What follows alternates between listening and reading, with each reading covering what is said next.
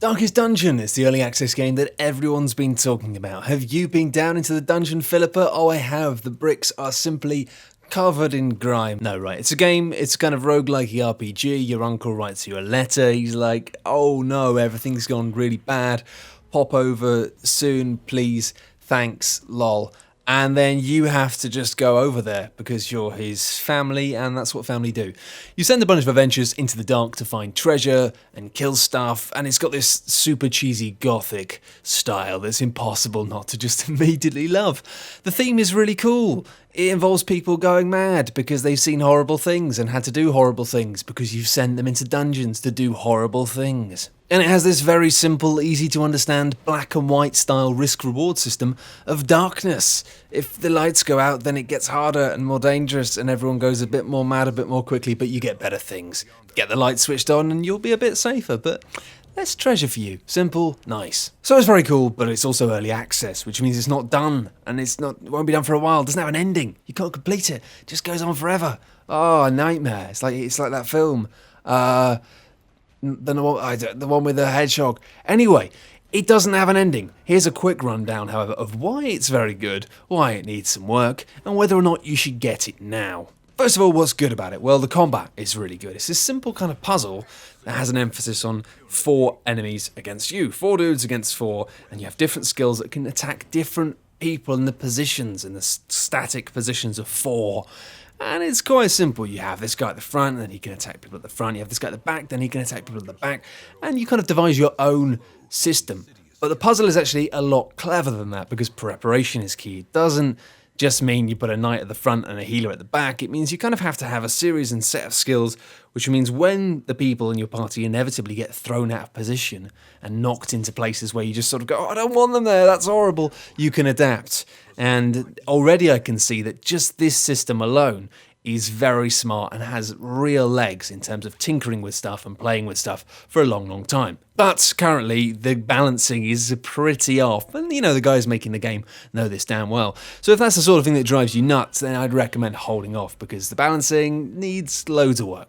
Other stuff that's good. Characters. Obviously, they've got really nice art. They look cool. That helps. But really, in a game like this, it's a little bit XCOM-y, And characters means not just what they look like, but who they become when you're playing. And part of that is progression. The progression in this game is neat for a bunch of reasons, but really I love the roots of each character. Every character you use is inherently worthless and costs you nothing if they die. More just turn up in a wagon and you send them into the dungeon. Another one dead. It doesn't matter at all. I like that. It's a bit dark, but I like the way that really these people are only ever worth anything once you've spent money on them. You spent money giving them skills or equipment. Now they're worth something to you. But that's a shame because they're all going to go mad. And this is the feather in Darkest Dungeon's bow that everybody knows about and everyone's talking about. You've got this idea of stress, and people just gradually lose their shit in a dungeon because it's dark and there are skeletons. And then once their stress meter maxes out, they get an ailment and they just have a new problem they carry around with them. Maybe they steal half the gold. Maybe they're just terrified of everything. It's not good. It's this idea that going down and being exposed to these horrors underground drives your heroes mad. And basically it's just a massively less gimmicky use of the ailment idea from Rogue Legacy, because flaws are fun. It just provides more chances for that XCOM style facepalm when something very specific happens and you sort of think, oh, not that, that's not fair. You've got somebody who's terrified of beasts and then suddenly you've got to deal with loads of dogs. That's just unlucky. This idea that all the characters develop these weird problems, like they either develop positive traits or negative ones just because of stuff happening out there, is a brilliant idea, but it needs work. Frankly, there are just too many things. The ideal situation probably so far would just be to have half as many of these things on each character, but make them twice as crippling. Make them things that you really need to remember.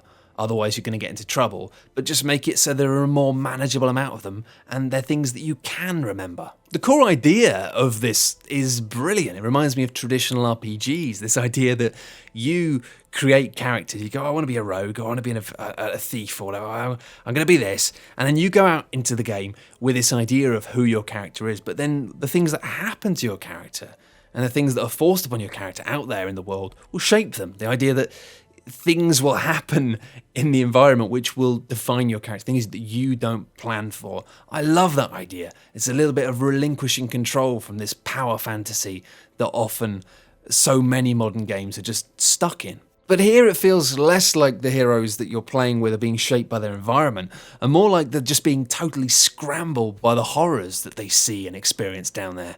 You don't get the sense that somebody's afraid of beasts because they got almost killed by a dog or something once, and that's a really big deal for them. They're just messed up guys, and that's a really cool vibe, right? You know, the whole idea that these people are just getting screwed. Their heads are just getting blended by this stuff, and everyone's falling apart. That's a really cool vibe. But it's just impossible to remember. It's like being an amnesiac GP, you know? You're just like, oh, what's wrong with you again? Have you got this?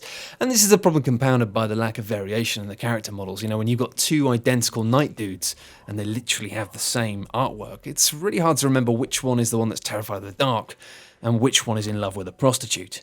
Finally, something that I think is really needed is a failure state. It's something that the game just, to my mind, it really, really needs.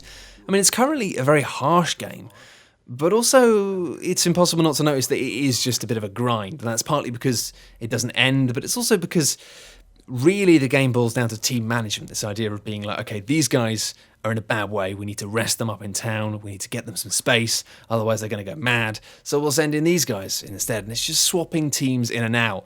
And obviously there's crossovers where you have to send people into the fray when you really don't want to.